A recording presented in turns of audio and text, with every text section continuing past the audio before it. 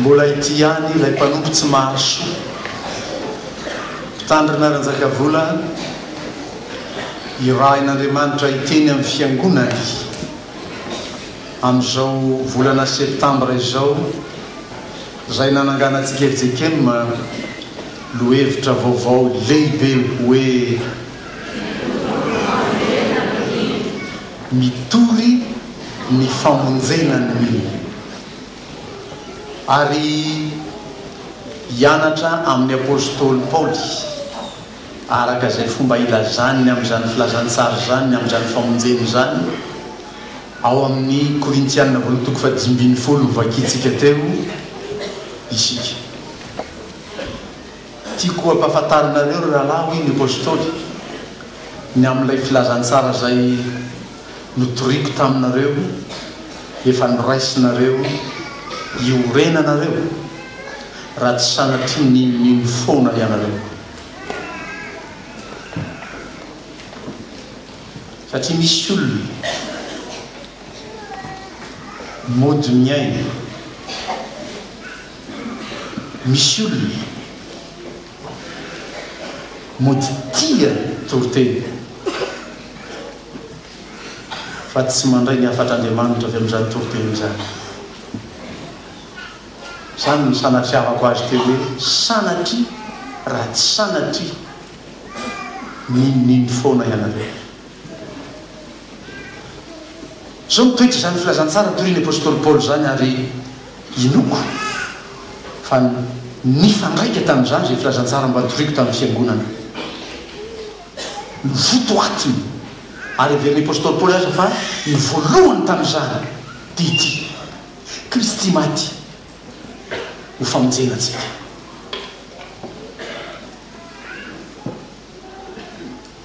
fa raha tsy voalaza zany raha tsy zany no ambara amin'ny fiangonana Kristy maty ho famonjenantsika toroteny foana no natao ary tena zany tokoa nininy foana ny fiangonana fa ny fototsy ny filazantsara zany ambaran'ny apôstôly zany hoe maty Kristy ho famonjenantsika tsy nitantarain'ny apôstôly Paoly ny nahaterahana ny ainany miaraka tamin'ireo ray aman-dreniny tamin'ireo mpiaramonina taminy ny fitombony fony fahazaza tsy nitantaraina satria misy zany sao dia misy mieritreritra andreo ty Kristy tia dia tonga dia latsaka tany an-danitra dia nisy 30 taona ananana ny fahazazana na ny fahatanorany io fa ny fototra averiko fa ny telony dia Kristy maty teo amin'ny fijaliana ho famonjenantsika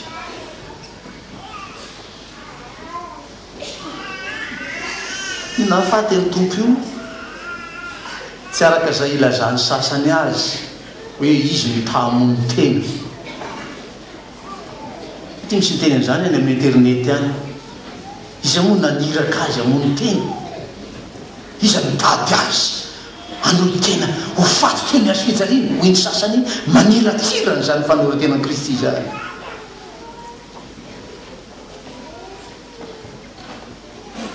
izy ilay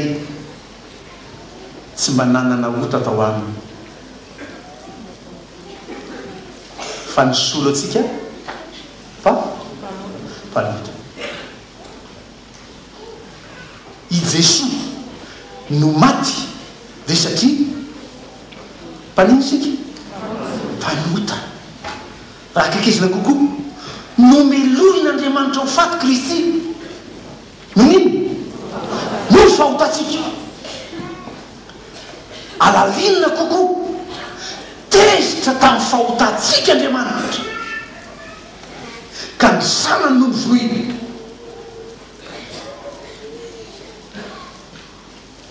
fa tsika fa raha tamintsika ny nahatrany zany fahatezerany zany tsisy nazaka zany sika mba harao kely ny tantara ny fijalian'ny tompo le chemin de la croix dia lala misijaliany tompo mba arao tsara ireny kapoka natao tamin'ny tompo ireny no endrika ilay fahatezeran'andriamanitra tamin'ny fahotantsika. Reny nampiarany olona tamin'ny Kristy fony izy no samborina, no tsaraina, no kapohina, nasiana totondry, eny nasiana satroka tsilo, nalefa tany amin'ny asojaliana no fatsirina, naantsona teo ambony azo. Reny rehetrarehetra reny no endrika ilay fahatezeran'andriamanitra amin'ny fahotantsika, amin'ny mahampanotantsika. Fa tsy sika ny mampiaran'izany fa izy re Jeso. Tsy zakatsika raha inona nampiarana tamintsika. Azany lehibe n'ilay fitiavan'Andriamanitra. Dia milaza ianao fa tsy mpanota dia tsy manana anjara amin'izany ianao. Indray pastera dia anareo io za tena madio aho dia tsy manana anjara amin'izany famonjen'i Kristy zany ianao zany. Tsisy ilanao akory zany nahafatesan'i Kristy teo amin'ny fijaliany zany.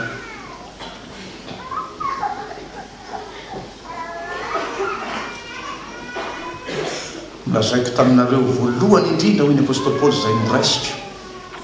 dia izao maty Kristy no ny fahotantsika.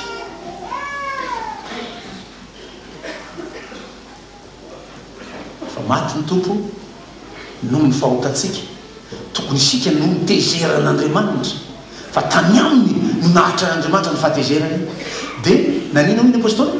ao amin'ny teksta maty dia nanina fanekempinoana vao notonontsika teo. Zany no nanaovantsika fanahinina no tononina ny fanekempinoana. Maty dia nalevina.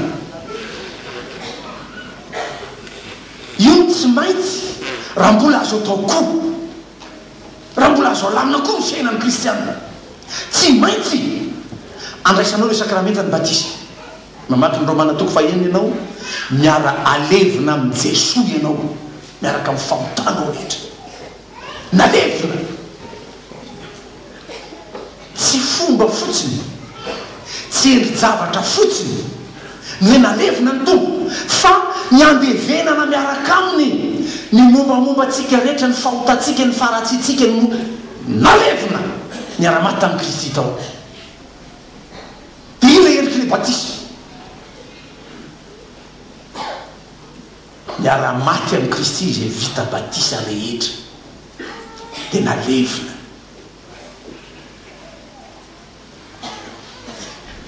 Fanontaniana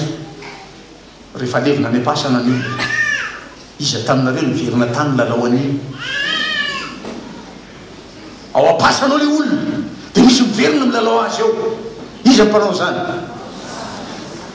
Mpamosavy ny sisa makany. Zany tsy iverenanao amin'ny fahotanao, ilalao nizay ny fahotanao,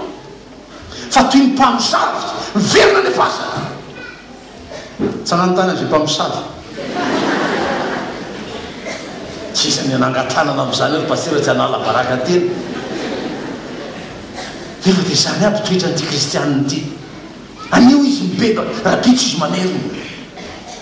lalaovina ny fahotana. Tsy mety manaiky fa ilay filevenana miaraka amin'ny Kristy iny mandrakizay, any mandrakizay iny nalevina. Dia raha iso fiainanao zany miara-nalevina tamin'ny Kristy ianao sy ny fahotanao rehetra. Ary toy zany koa tsy ampatsiatsiahy zany ianao Andriamanitra satria efa nalevina iny. Zany fomba an'Andriamanitra ianarantsika kristianina. Raha nisy ny diso nataony namanao taminao, aza ino mpahatsatsa ivony, fa toy ny hoe avy ao ampasana indray Kristy atao iny, mbola entinao mandehandeha tokotany tia ny fahotanao teo anaka, ampasevinao ny zanakao, ampasevinao ny namanao, ampasevinao ny mpiara-tabatra aminao. Tsy manao zany ny tompo, fa nalevina dia tao ny tompo.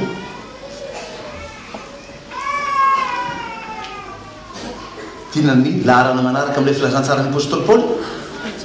natsangana tamin'ny maty tamin'ny andro fahatelo, ary tadidio tsara, mario tsara fa io Jesosy natsangana io araka ny voalazany ray andro zay raha nitsangana tao pasana ny tompo nanatona azy nyfaniana taminy a Maria dia saika aninona any Jesosy saika hikasikasy ho izy Jesosy aza mbola mikasika fa tsy mbola tsy tany amin'ny ray aho nidika aniny mbola tsy lay tena ny any an-danitra zao amiko zao rehefa nitsangana ny tompo tsy lay tena ny tany ko terrestre lay lazaintsika tamin'ny Korintiana voalohany toko 10:5 teo hoe rehefa mitafiny tsy fahalovana ty mety lo ity rehefa mitafiny tsy fahafatesana ity mety maty ty le corps terrestre ity tsotrony no tafiny Kristy rehefa nitsangana izy fa ny tenany tenany any an-danitra le corps céleste tsy laitsy ny fahafatesana intsony io tena ny Kristy nitsangana tamin'ny maty le tena tsy laitsy ny fahafatesana io le tena tsy laitsy ny fahotana io koa ny tena entsika mitsangana miaraka aminy ny olona mino ny Jesosy Kristy raha tsy ninoniny foana izy tamin'ny tsakana ny tompo dia nahazo koa zany fandresena ny fahafatesana fandresena amin'ny fahotana zany mila zany apôstôly Paoly Timoty faharoa toko 2:7 hoe fa tsy nomen'Andriamanitra fanahy osa isika fa fanahy mahetsy fitiavana ary fa honona tena satria lay tena ny any an-danitra lay tsy laitsy ny fahotana nefa atoetsy Andriamanitra ao anatinao tamin'ny tsangananao tamin'ny maty niaraka tamin'ny Kristy natsangana tamin'ny maty toy ilay filazantsara Korintiana toko 10:10 maty nalevina natsangana tamin'ny andro fahatelo tsy voalaza ny apôstôly Paoly io saotra nareo mampatsiahy ny apôstôly mampianatra ny apôstôly fa diso zany filazanao azy zany alohany hiakarany tompo tany an-danitra nanino izy tsy hoe nitsangana ny tompo dia tonga dia loza ny mpianatra dia lasa izy nefa reo tena ozoko izon'ny olona finoana tena enjeny ny olona izy tena mamantatra ny olona hoe aiza le Kristy nononareo teo dia nanina tompo rehefa nitsangana niseho ary niseho voalohany tamin'izy amen jereo tsara io a ny fiangonana misehoany Jesosy Kristy voalohany sy lohy ny Peterately tsy aiko miteny amin'ny Petera sika dia miteny fiangonana nisy eto amin'ny Petera izy fa velona dia niseho tamin'ny 12 lahy dia niseho tamin'ny rahalahy tsy omby 500 ny sasany tamin'ireny hoe ny apôstôly tamin'izany andro zany mbola velona fa ny sasany efa nodimandry dia niseho tamin'ny Jakoba rahalahy ny tompo raha maky ny Galatiana toko 1:5 ianao dia afantatra ny hoe Jakoba rahalahy ny tompo io le prêtre-à-point de Jésus c'est pas son cousin c'est son frère zanaky Marie Joseph taorinan Jésus amaky ny Matthieu toko 7:20 ianao manomboka amin'ny 7:50 dia afantatra ny isan'ny rahalahy sy anabavin Jésus zanaky izy mivady dia niseho tamin'ny Jakoba satria i Jakoba no nanohitra ny Jesosy mamaky ny Jona toko 7 ianao nanohitra ny Jesosy nga tsy mba hiakatra ny Jerosalema zato izy hoy Jakoba ny olona manko tsy mba miafinafina rehefa manao zavatra tahaka ny ataonao zao fa ianao ty toa tsy miseho manohitra maniratsira tena tsy nanray mihitsy ny maha Kristy any Kristy ty Jakoba rahalahy ty fony fahavelona antony manokana tsy maintsy nisehony Jesosy rehefa nitsangana tamin'ny maty tamin'ny Jakoba ry Jakoba isany tsy maintsy isehoko ianao mba hahafantaranao fa zaho ilay Kristy anafaka anao amin'ilay fanoheranao ny filazantsara ny famonjena ianao moka te Jakoba mily miaraka tamin'ny mpianatra taoriny io Jakoba no tendren'ny mpianatra ny apôstôly 12 lahy miaraka tamin'ny Matia fantatrareo zany efa lasy Jodasy dia solonany Matia dia tsy Matia fa Matia samy hafa reo dia no tenreniny apôstôly hitondra ny fiangonana atao Jerosalema i Jakoba. Amaky ny Galatiana toko faharoa ianao dia ahita ny fahatongavan'ny olona avy tany Jerosalema ny raha ny Jakoba nakany Antipita amin'izay fotoana izay dia taory Petera, taory apôstôly Paoly dia tao Galatiana toko faharoa tao no nanakana ny apôstôly Paoly any Petera teo maso mahoaka fombola tsy tonga reo iraka Jakoba avy any Jerosalema ireo. Petera niaraka tamin'ny olona tsy jiosy teo Jentilisa ny fanosina tamin'ireo satria izay ny filazany tsara tsy miatakataka miaraka tahaka ny ataontsika tsy hoe ianao kory ny masina indrindra dia ny sasany tsy masina mihitsy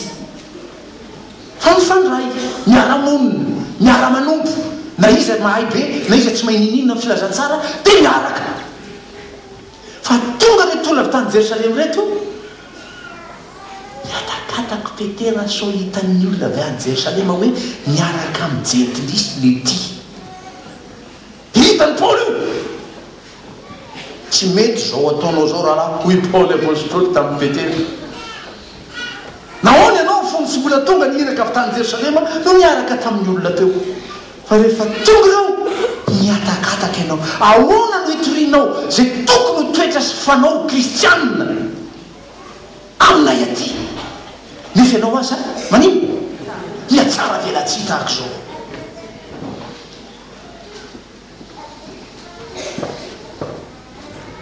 Filazantsara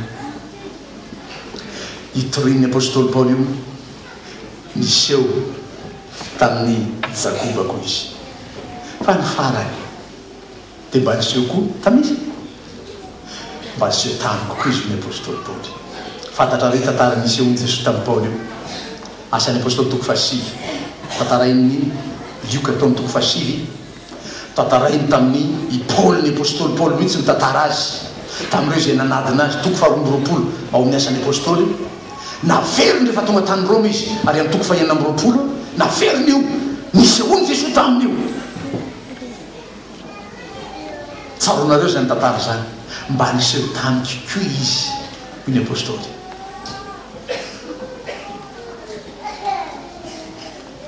Efa nahitany toko ve ianao?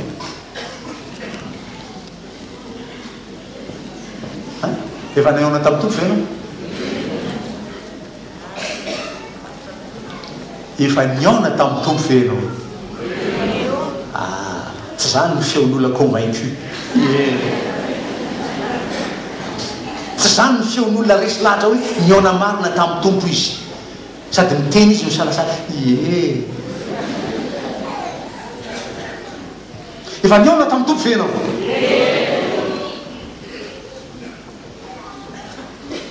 Ny apôstôly tsy nahita maso so dia mieritreritra ianao niona tamin'ny tompo dia mahita maso tahaka nahitany mpianatra ny Jesosy hoe nahita ny apôstôly Paoly maso niara-jamba tamin'io tsy nahitsy ninona izy fa feon'ny Jesosy ary ndao hiverenana kely io mba tsy maintsy vakitsika ny feo ny teny zao natoka 7 lefa afaka nataony Jesosy any mpianatra efa mivakitsika io tamin'ny torotensika farany fa mila hiverenana mba ampiorona tsara ny farisian-dahatra ao fa ianao koa dia niona tamin'ny tompo zao natoka 7 andiny faharoapolo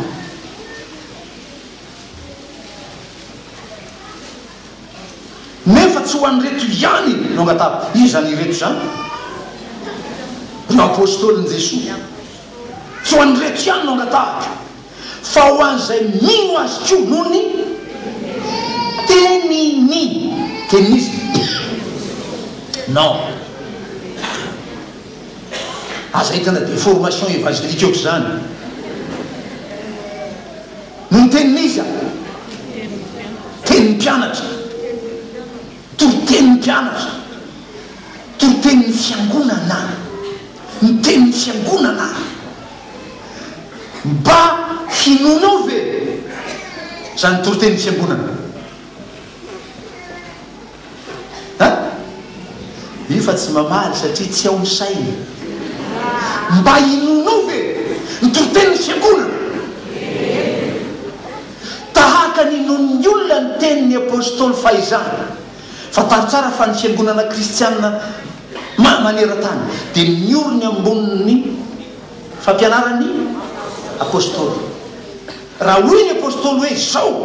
dia hoe ny fiangonana hoe zao ny apôstôly ny teny hoe maty Kristy olo mifaota atsika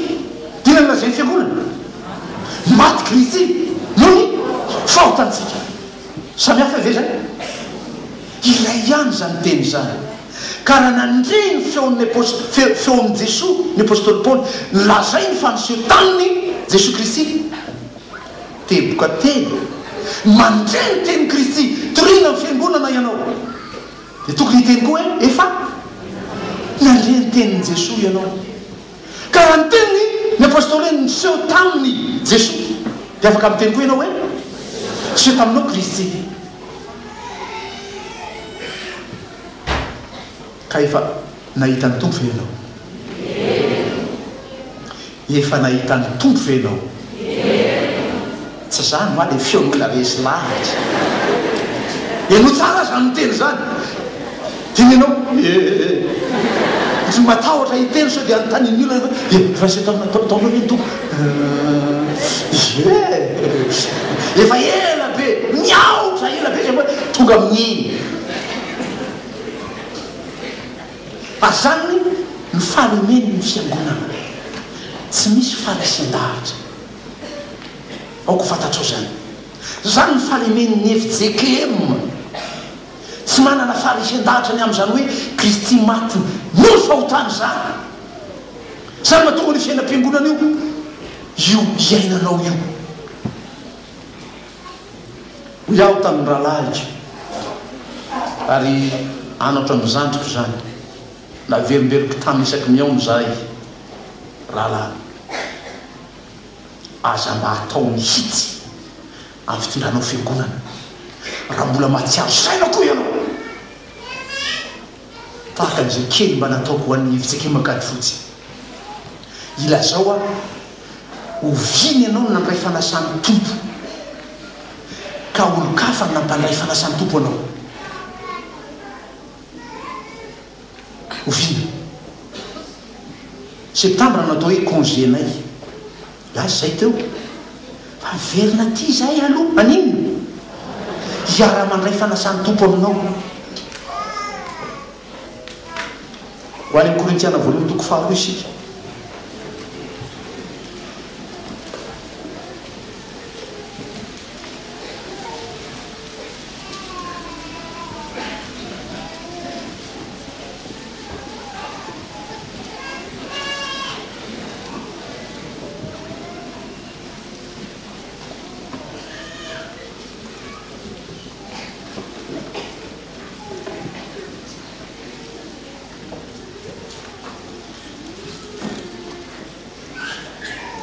toko faharoambin'ny folo azafady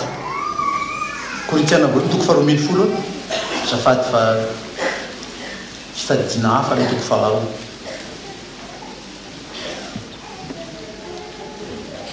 ndiny fahatelo ambin'ny folo anamarinatsika sy anazavatsika lay faharesan-davitra efa nifampitaizantsika hatrizay iarahantsika mamaky ny andiny fahatelo ambin'ny folo Korintiana voalohany toko faharoambin'ny folo andiny fahatelo ambin'ny folo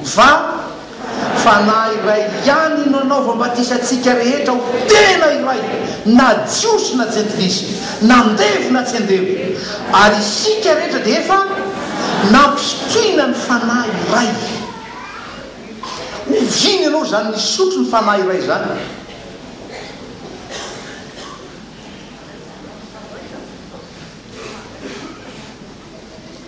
ka raha tsy miara misotro anio aminareo aho dia toy ny misotro fanahy hafa tany ka fahatany eo no mariny zany eo no tanteraka izany zany no andrefa ameperako anareo zanako aza miala atao kady fotsy aloha raha fandraisana ny andro mba hiara misotro ny fanahy iray isika Korintiana voalohany toko fahafolo androsikely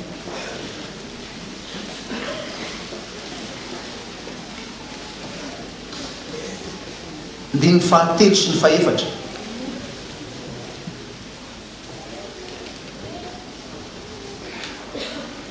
Ary izy rehetra nihinana ny fihinam-panahy iray ihany, ary izy rehetra nisotro ny fisotro-panahy iray ihany, fa nisotro tamin'ny vatolampy fanahy zay nanaraka azy izy, ary Kristy zany vatolampy zay. Inona no sahoviny ianao mihinana zany fihinam-panahy zany? Teo latabatra masina ny ambonantsika zany mahasarotiny aminareo raha fandraisana ny andro anaka aza miala eto raha mba te hiara-misotro ny fanahy iray ihany amin'ny fiangonana ianao.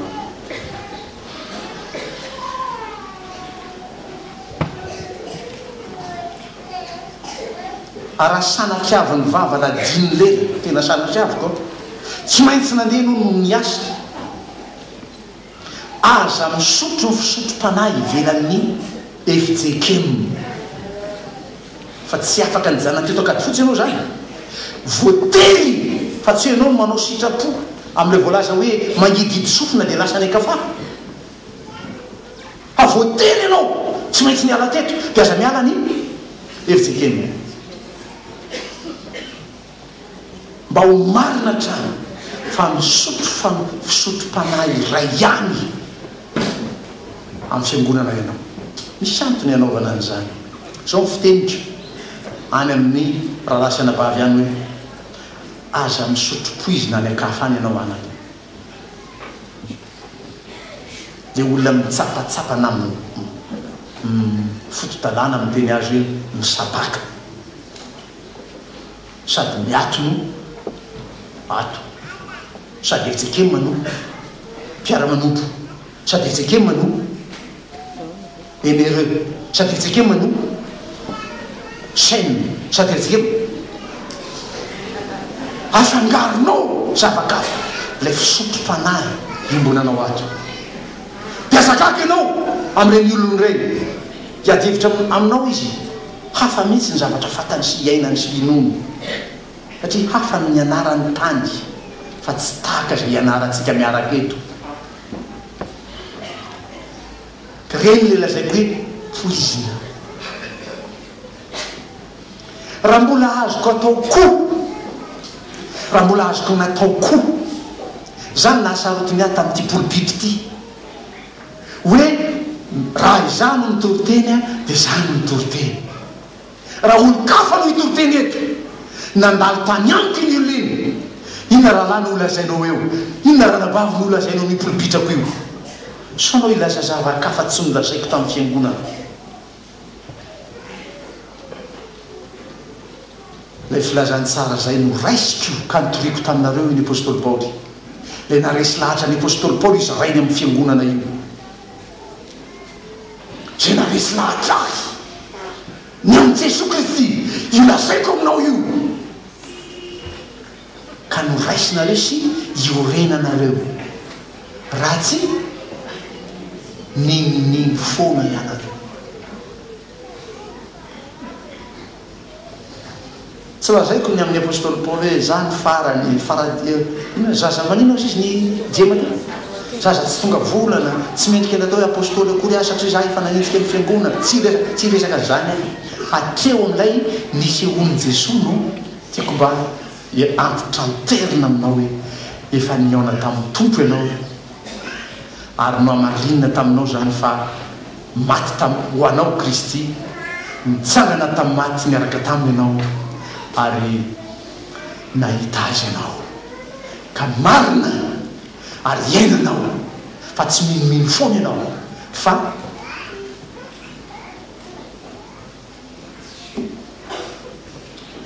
ao amin'ny Kristy ianao io. Zany voalaza zany no atao hoe famonjena. Dia zany mba atao io manina avy amintsika ny 10 septambra io mitory ny famonjenany dia lazao any amin'ny hafana zany efa nataontompo anao zany. Raha hateny amin'ny hafa ianao hoe maty ho anao Kristy, tsangana tamaty ho anao izy, ary efa niseho tamiko izy mba hagaga azy mba hanaitra azy mba hisintona azy koa izy ao ana amin'ny tompo dia mba voaraiko io zany famonjeny zany dia efa zava-dehibe mivoalazana tany aza tantarana anganongano izy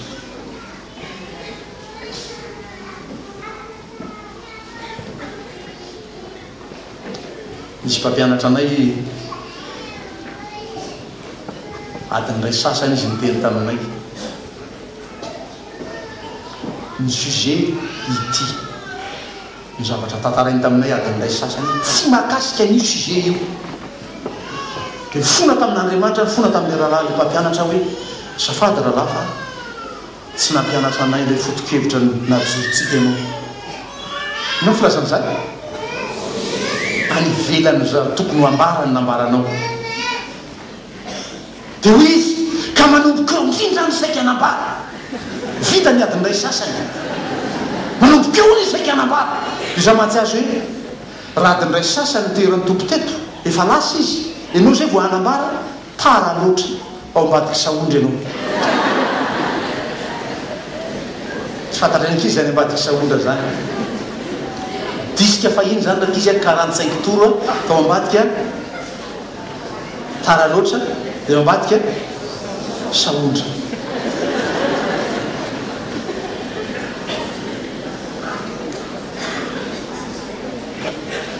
zaho mino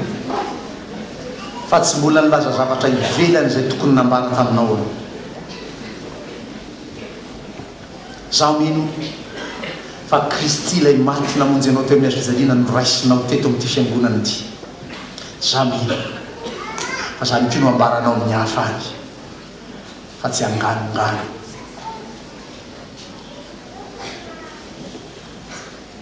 dia ambarao amin'ny hafa i Jesosy Kristy ilay maty teo amin'ny fijaliana